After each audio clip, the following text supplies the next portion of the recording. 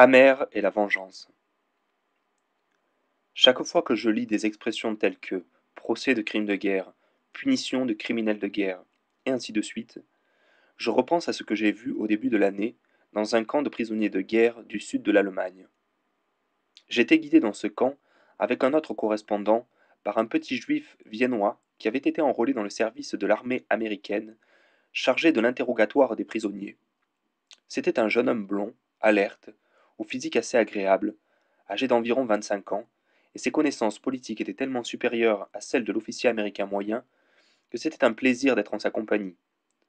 Le camp était établi sur un terrain d'aviation, et après avoir fait le tour des cellules, notre guide nous conduisit dans un hangar où un certain nombre de prisonniers, classés dans une catégorie à part, étaient soumis à des interrogatoires.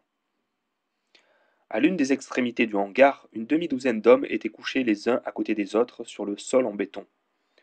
On nous expliqua qu'il s'agissait d'officiers SS, qui avaient été séparés du reste des prisonniers.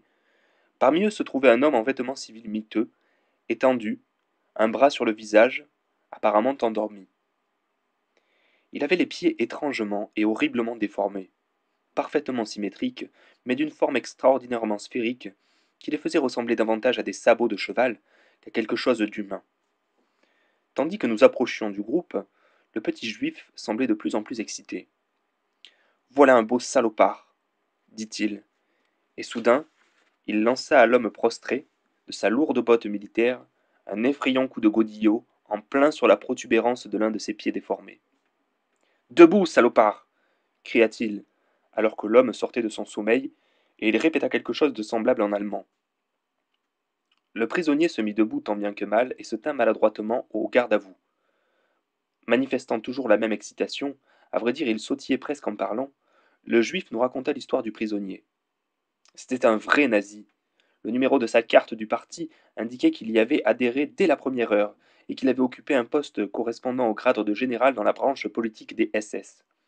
Très vraisemblablement, il avait été à la tête de camps de concentration et avait présidé à des tortures et à des pendaisons. Bref, il personnifiait tout ce que nous avions combattu au cours des 5 années précédentes. Entre-temps, je l'examinais.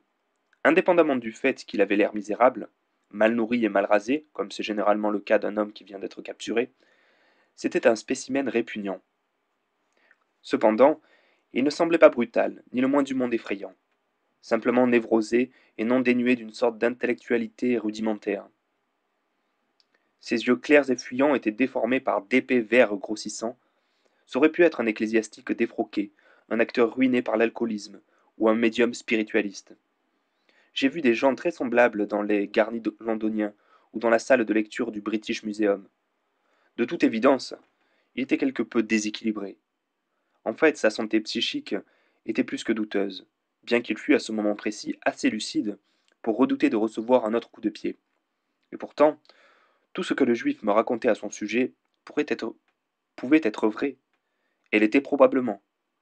Ainsi, le tortionnaire nazi que nous avions imaginé, l'être monstrueux contre lequel nous avions lutté pendant toutes ces années, se trouvait réduit aux proportions de cette pitoyable épave qui avait manifestement moins besoin d'un châtiment que d'un traitement psychiatrique. Puis les humiliations se poursuivirent. Un autre officier SS, un gros homme vigoureux, reçut l'ordre de se dévêtir jusqu'à la taille et de montrer le numéro du groupe sanguin tatoué sous son aisselle. Un autre fut contraint de nous expliquer comment il avait dissimulé son appartenance au SS et tenté de se faire passer pour un simple soldat de la Wehrmacht. Je me demandais si le juif était réellement excité par le pouvoir nouvellement acquis qu'il exerçait.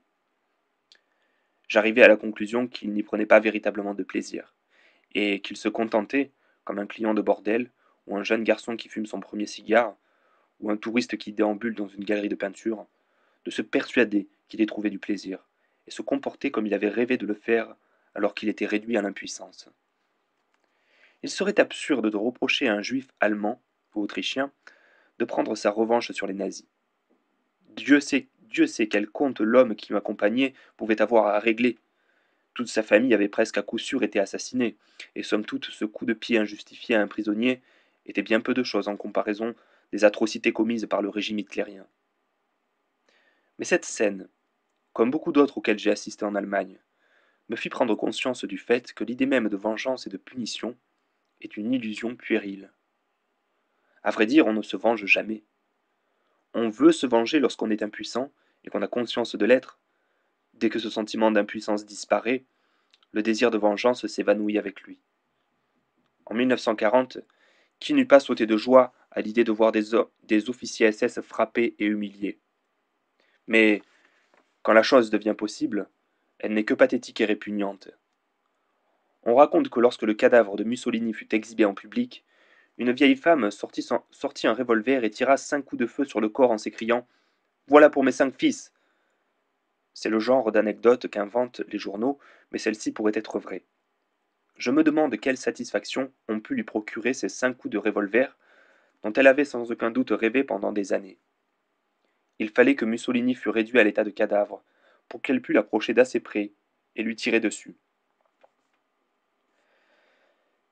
Si tant est que l'opinion de ce pays porte la responsabilité des monstrueux accords de paix aujourd'hui imposés à l'Allemagne, c'est par son incapacité à prévoir que la punition de l'ennemi n'apporte aucune satisfaction.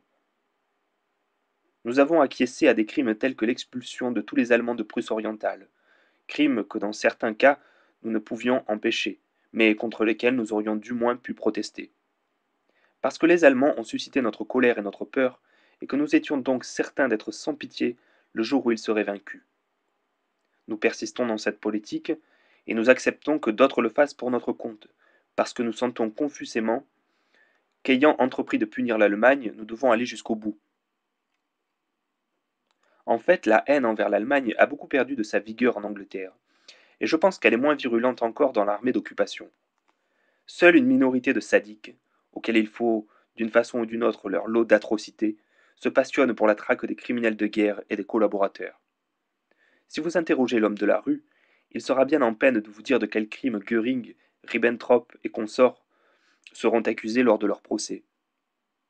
D'une certaine manière, la punition de ces monstres perd tout attrait quand elle devient possible.